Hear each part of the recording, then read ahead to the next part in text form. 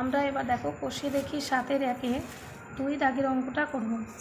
কষে দেখি 7-এর 1-এ 2 দাগের অঙ্ক। পেজ নাম্বার হচ্ছে 100। পেজ নাম্বার হচ্ছে 100। এই যে 2 দাগের অঙ্কগুলো আমি পাশে বই রেখে তুলছি।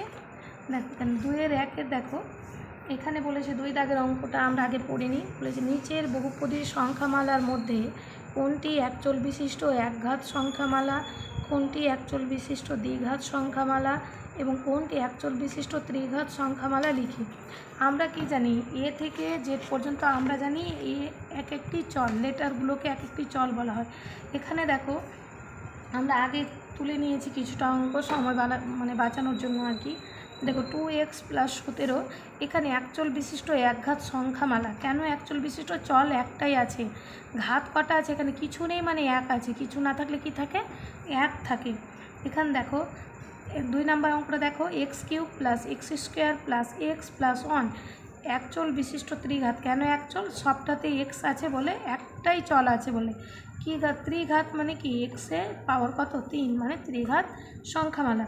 -3 + 2y² + 5xy এটা দ্বিচল বিশিষ্ট দ্বিঘাত সংখ্যামালা। কেন? এখানে দুটো চল আছে, দেখো xy দুটো চল বলে এখানে ঘাতটা কত আছে? 2, সেই জন্য দ্বিঘাত সংখ্যামালা। 4 নম্বর অঙ্কটা দেখো 5 - x - x³ সমান দেখো একচল বিশিষ্ট ত্রিঘাত। একচল কেন? চল একটাই আছে, এখানে কিন্তু y নেই, সেই জন্য আমরা লিখেছি একচল বিশিষ্ট ত্রিঘাত সংখ্যামালা। কেন? এখানে ঘাত আছে কত? 3। এবার 5 নম্বরের অঙ্কটা দেখো, 5 নম্বরটা করে দেখাচ্ছি। √2 + t - t² সমান এটা কি হচ্ছে? এটাও দেখো একচল বিশিষ্ট। কেন? কি একটাই চল আছে, শুধু t। এখানে দেখো এটাও হবে একচল বিশিষ্ট। এখানে ঘাতটা কত? 2, আমরা লিখব একচল বিশিষ্ট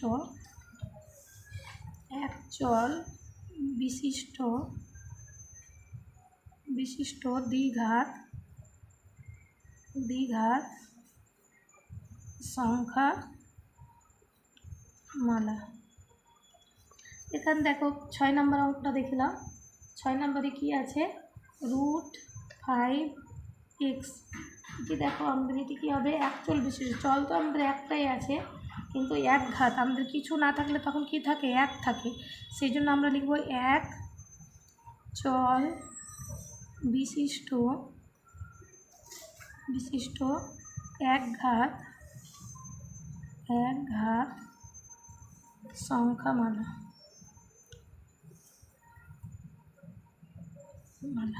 এখানে দেখো এবার আমরা করব দেখো 3 দাগের অঙ্ক। কষে দেখি 7-এর 1-এ 3 দাগের অঙ্কটাও আমরা করে নেব। নিচের বহুপদী সংখ্যামালাগুলির নির্দেশ অনুযায়ী সহগ লিখো। সহগ মানে কি? সঙ্গ। সহগ মানে সঙ্গ। নির্দেশ অনুযায়ী এখানে বলেছে 3-এর 1 নম্বর অঙ্কটা দেখে নাও। 3-এর 1-এরটা লিখে দেখায় 5x³ - 13x² + 2 এখানে বলেছে এর x³ এর সহগ। এখানে কি চেয়েছে? x³ এর সহগ চেয়েছে। এখানে x³ এর সঙ্গে কে আছে? এখানে 5 আছে। এখানে কি আছে? 5। তো আমরা লিখতে পারি অতএব x³ এর এই সংখ্যামালায় এরকমও লিখতে পারি, বা এরকম সহজ করে লিখে দিই x³ এর সহগ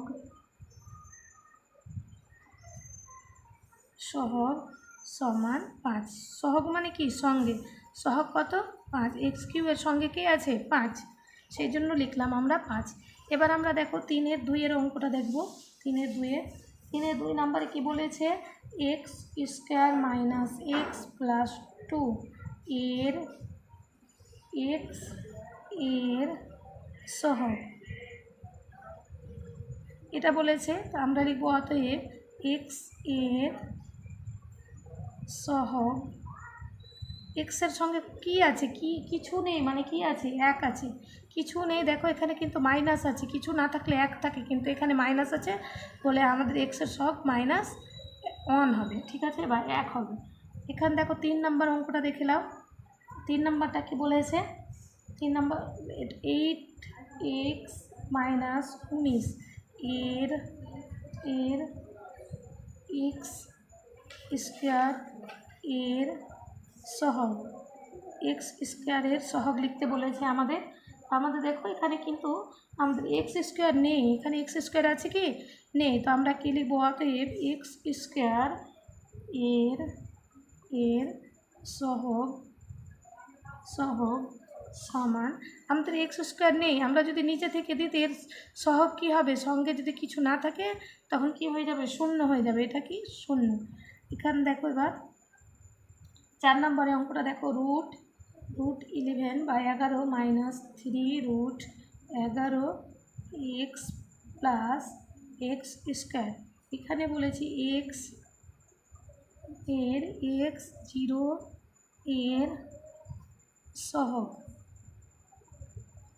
অতএব আমরা লিখবো দেখো x0 এর সহগ, দেখো x0 এর সহগ সমান x0, এখানে কিছু নেই মানে কি x0 আছে, x0 এর সহগ কত আছে, √11। এইটুকুই আমাদের আজকে, একটু দুটো 2-এর 1 আর 3-এর 2-এর সবটা, মানে 2 দাগের পুরোটা অঙ্ক আর 3 দাগের পুরোটা অঙ্ক করে। এর আগের ভিডিওতে 1-এর পুরোটা করিয়েছি, এর পরের ভিডিওতে আবার আমরা দিব 4 নাম্বার 5 নাম্বার যতটুকু হয় আমরা দিব। তোমাদের কিছু অসুবিধা হলে আমাকে জানাবে কমেন্ট করে।